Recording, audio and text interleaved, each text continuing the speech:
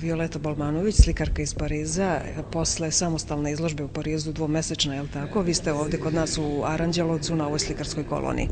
Jeste, posle moje samostalne izložbe u Parizu dočekala me ova interesantna i veoma, da kažem, nadahnuta likovna kolonija. Ovo je ne samo za mene, nego smatram i za sve moje kolege ovde, koje neke sam poznavala, a neke sam tek sada prvi put videla i upoznala. Ovo je, kažem, za sve nas jedno novo iskustvo i za sve nas prvenstveno je to, reći ću u svoje ime, jedno novi likovni doživljaj i svakako likovna nadogradnja. Kažite nam malo i o izložbi u Parizu koja je upravo iza vas. Pa eto, to je moja druga izložba u Parizu. Prošlogodišnja je bila u Espace Pierre Cardin, preko puta Louvra, na Champs-Élysées, znači na Rajskim poljima. A ove godine je bila moja prva samostalna izložba u galeriji Rouge Play i trajala je 2 meseca. Iznenađena sam koliko je bila posećena i zadovoljna sam. Živite na relaciji Pariz-Herceg-Novi, je li tako, mediteranski motivi uglavnom na vašim slikama?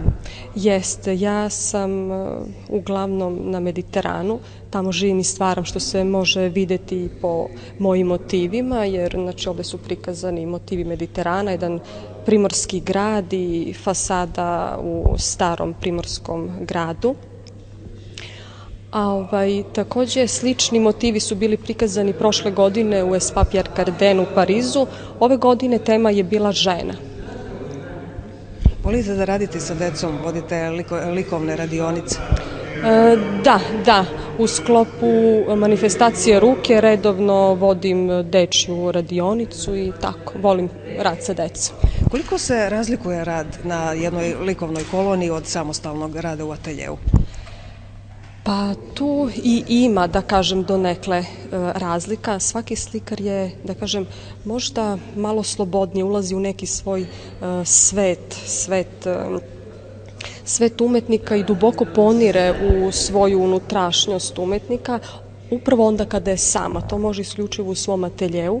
Međutim, rad na likovnim kolonijama je veoma značajan, onom plemenju u smislu jer tu dolazi do sudara energije svih nas. Znači 10 umetnika ili možda više na nekim drugim kolonijama gde dolazi do tog spleta nekih utisaka, razmene, energije pre svega i svakako dolazi do dobrih i kvalitetnih radova. Koliko je za vas značajna medijska ispraćenost jedne likovne kolonije i samim tim što se baš na ovoj prvoj likovnoj koloniji nalaze imena poput vaših, ali i drugih značajnih umetnika, srpskih umetnika?